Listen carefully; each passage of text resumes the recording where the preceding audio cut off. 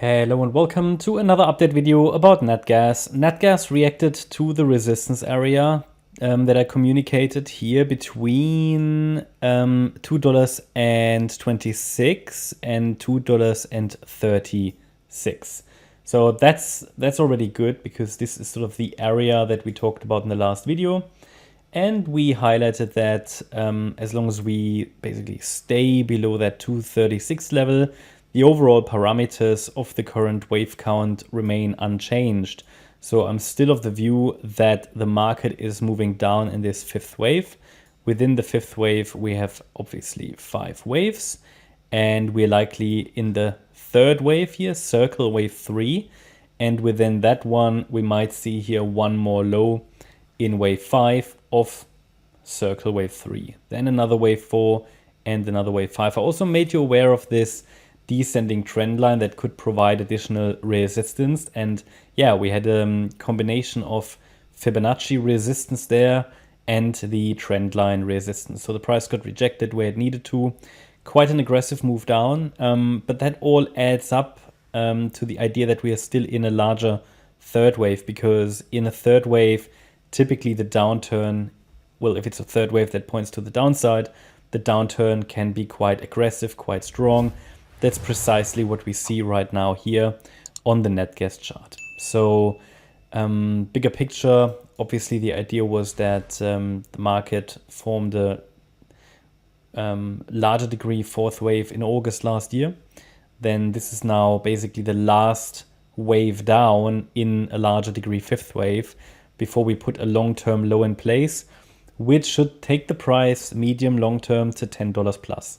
So I think that's pretty attractive. I think the energy assets are looking potentially really good for the coming years, whereas I think we are going to enter a more substantial pullback, potentially even bear market in the stock market, yeah, especially the S&P 500, the Nasdaq, they are approaching long-term highs, whereas here, especially here the Henry Hub futures, but generally Natgas is in a long-term low area. Now that doesn't mean the low is already in. In fact, I think we go a little lower here, possibly $1.98 to $1.82.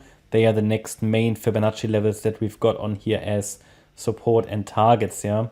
Now I can now calculate the target for circle wave 3 a little bit more precisely, and I can do that because the fourth wave here has likely topped. So that means what we can do, we can take the length of waves 1 through 3. I might actually go to the low there. Then we go to the high of the wave 4. And it at least gives us a couple of levels to watch. The 38.2 extension is, well, that's not valid because we would end above the third wave low.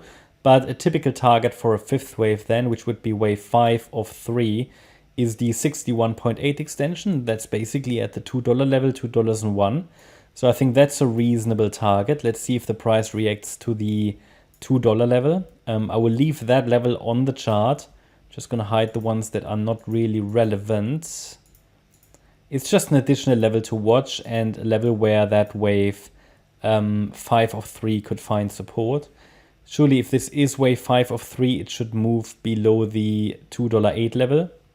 And I'll move the third here. And yeah, then we should still get another 4 afterwards, right? And that could be quite a substantial one because it's a larger degree than this wave 4. But still, I will add resistance onto the chart at that time. It's too early to do that right now because we haven't even made a new low. There's no point adding resistance for this wave 4.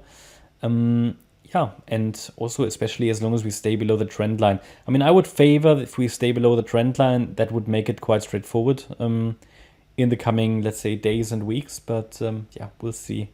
The wave 4 can be very much sideways oriented wave, but it wouldn't be like massive wave degree. So it's not going to be much more massive than this wave 4.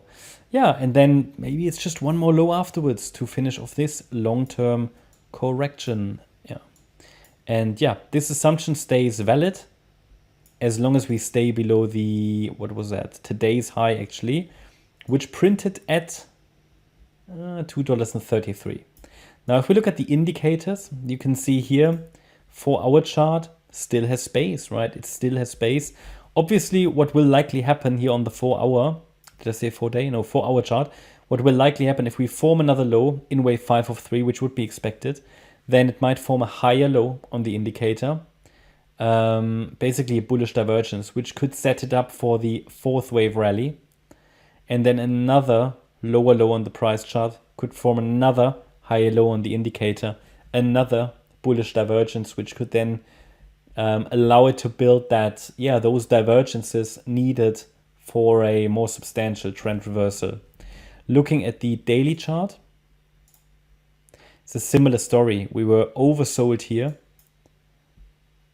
around the 11th, 12th, substantial rally, but could not maintain in the bullish region here of the RSI, falling back into the bearish mode, and still plenty of space to the downside. I mean, still far away from really being oversold again.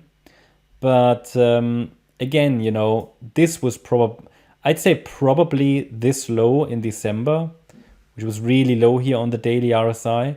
This was probably the low point on the in this cycle. I'd say, you know, I'm no prophet, but what I could imagine also here is if it forms another low, I mean, this is the daily chart, another low on the daily price chart, could form a higher low on the RSI. Again, bullish divergence. There is already a bullish divergence on the daily chart now, because this swing low that formed a few days ago is actually lower than the previous one, and we have a higher low. But looking at the lower time frame, as I said, most likely this move down is not yet finished, and it has a little bit more room to go. So the RSI will likely come down a little more as well. But yeah, I think also the indicators, it sort of is coming together. I'll of course keep you updated about Natgas. So hope you liked the update. If you did, please hit the like button, leave a comment and subscribe. And if you're interested in daily updates about the S&P 500, as well as regular updates about stocks, then check out our S&P 500 and stock service.